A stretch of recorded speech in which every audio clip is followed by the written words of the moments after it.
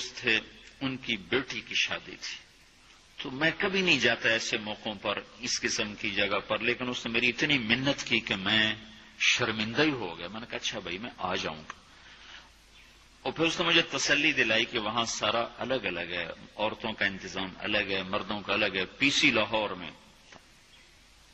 تو میں نے کوئی 30-32 برس کے بعد اس ہوٹل میں قدم رکھا.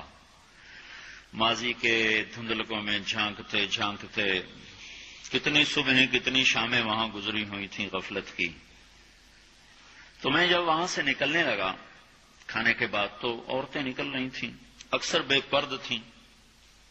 تو وہاں گیلری میں مجھے کسی نے روک لیا، وہ مجھ سے بات کرنے لگ گیا. میں کھڑا ہو گیا.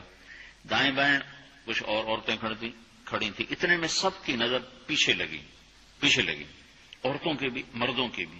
تو مجھے سمجھ میں نہیں آیا کہ یہ نظریں پیچھے کیوں اٹھ رہی.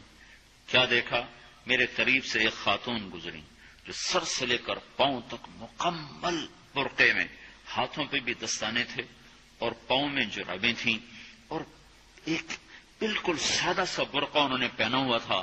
جب وہ گزری ہے تو ایک دم سناٹا چھا گیا، سارے عورتوں پر بھی سارے مردوں پر بھی. تو مجھے اس وقت خیال آیا کہ یہ حق ہے. یہ سورج جب چمکتا ہے تو ہر ایک کو اس کی روشنی نظر آتی ہے. وہ عورت اتنے اعتماد سے گزری، ورنہ ایسے ماحول میں تو جنہوں نے پردے کیے ہوتے ہیں وہ پردے اتار دیتے، سر سے دوپٹے اتار دیتے. وہ اس میں اس طرح گزری، سب کی نظریں شرم و حیا سے جھک گئیں. وہ عورتیں جن کے دوپٹے کہیں جا رہے تھے ان کی بھی نظریں شرم و حیا کی وجہ سے جھک گئیں. یہ مسلمان عورت کی پہچان ہے. یہ فاطمہ کی بیٹی ہے، یہ خدیجہ کی بیٹی ہے. یہ مغرب کی ننگی بیٹی نہیں ہے کہ جہاں ماں بیٹی کا تصور ختم کر دیا گیا ہے. اب وہ گندگی ہماری طرف پھینکنا چاہتے ہیں، وہ ہمیں یہ گند چاٹنے پر لگانا چاہتے ہیں، اور ہم اللہ کی منت کر رہے ہیں یا اللہ تو اس نظام کو توڑ دے. ہماری تو بے بسی ہے. ہماری بیٹیوں کے سر سے دوپٹے اتر گئے، کپڑے مختصر ہو گئے. عجب حال ہے. حیا پتہ نہیں کہاں ہی روٹ کے چلا گیا، نظر ہی نہیں آتا.